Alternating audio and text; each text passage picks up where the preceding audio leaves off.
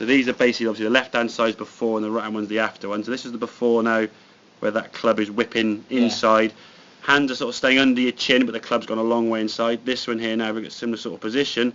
Hands do start working a little bit out and away. Yeah. Look at the same sort of position. The club now is at least pointing towards the camera, but again, the hands now are still outside the club. The club needs to be more in this position, okay, rather than too flat. But if we look where the club now goes through, that's sort of through your left, so your right mid-drift. This one now is up through more your right shoulder. So it's starting to get a little bit steeper, but every time we get that club a little bit higher, a little bit steeper.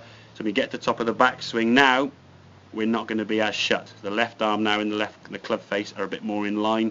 There's not as much leg action, which is fine. Your leg's not doing too much work there. As we come back down, the club now can start working back more in front and a bit steeper to stop the club. Once that club comes from way on the inside, it's just going to be that sort of shot. That's all you're fighting. The club will bottom out early. You get some fatty shots, as you've had a few shots there.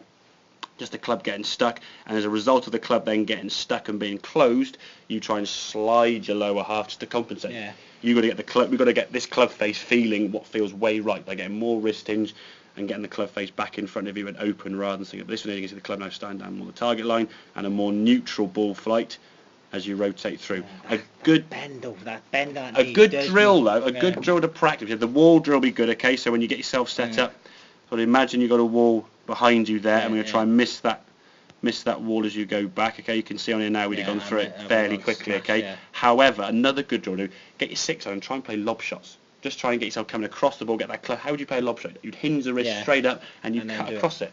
So in some ways you've got like a low hooky one. Let's try and counteract that. Rather than going this way, let's try and get the golf ball going in the other way. So try and almost, like your car tracking's going left, let's try and yank it to the right kind of thing to get that club more open and more hinge. In a way, I did used to come out a lot. Yeah. And then I found myself though, after a while though, I found myself I used to come out there. Yeah, yeah.